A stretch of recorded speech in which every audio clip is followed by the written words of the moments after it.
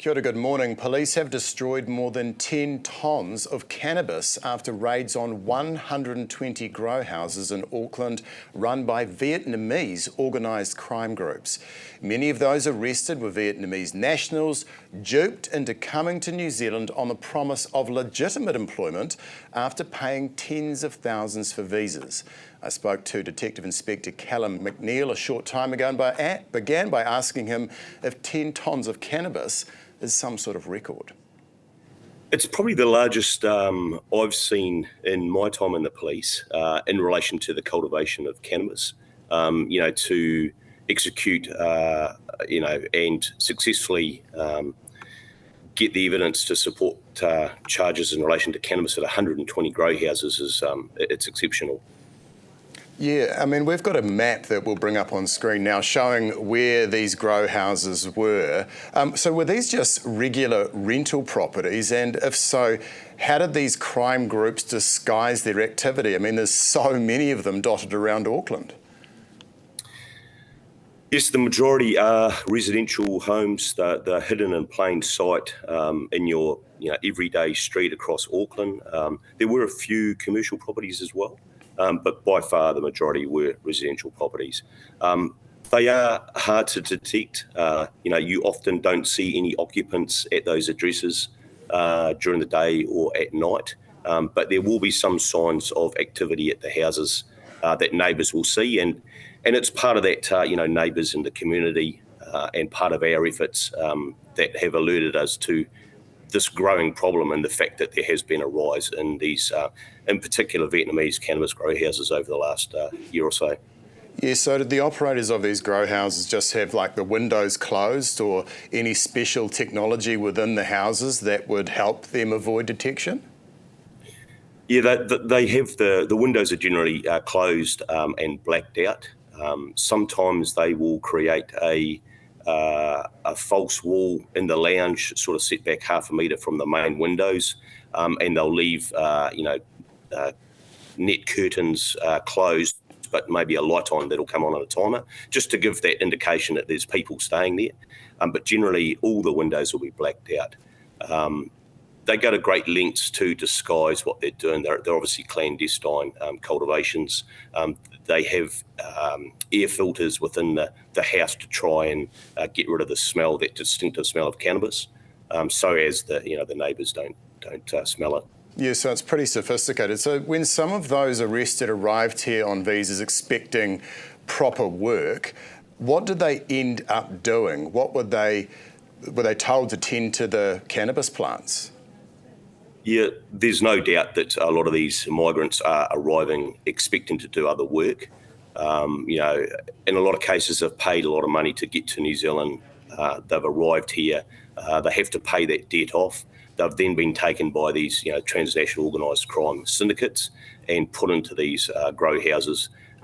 They're known to us as crop sitters, and they become very, very efficient at their job. And they gradually pay off their debt, and they also make enough money to send home as well to their families. Right, so do these Vietnamese growers, these international crime groups, I mean, are they functional and operating in other parts of the world at the moment? Absolutely. Look, this has been an ongoing problem right across the world, in particular Australia, Canada and the UK. So it's nothing new to us. I think it's just the volume now that we're seeing, and also the concerns the police are. There's obviously a fire risk. There's some pretty shoddy electrical work in these houses. Friends of advisors, that a lot of them are burnt down, so that's how we've discovered them. Police are also concerned about the escalation in violence towards the Vietnamese in these houses. We've had a number of circumstances lately where there's been some serious injuries to these Vietnamese within the houses who have been robbed by rival gangs. And it's our fear that, we're going to be dealing with a homicide soon if we don't keep on top of them. Well, so you just said that you were worried about dealing with a homicide. So which gangs in particular are you aware of in terms of police intelligence that are targeting these Vietnamese growers? Look, if the gangs can see any coin in exploiting someone, then it doesn't matter what gang it is. They will go around and they will take what property they have, and they will use violence to do that. So 97 grow houses. Can you just remind our viewers this morning exactly how many cannabis plants were pulled out and then destroyed from these houses? Yeah, look, just during that sort of 4 to 5 week operation, there's actually 120 cannabis grow houses. There's about 11,000, good sized cannabis plants, and probably around the same amount of seedlings. So, that's a hell of a lot of cannabis. In fact, it was 10 tonnes of cannabis that we destroyed. And we made over 30 arrests, predominantly of the Vietnamese that were in those houses. Yeah, it's incredible. I mean, one of the things I find surprising about this is that, growing cannabis is a fairly labour intensive, and it doesn't produce as much earnings, if you like, that sort of methamphetamine manufacture might. So does this show that there remains a pretty massive market in New Zealand for cannabis? Oh, absolutely. Look, it's all about supply and demand, and if the demand is there, then the supply will meet that demand. So it's quite clear, there is a lot of demand for cannabis. I guess the other concerns is the health concerns.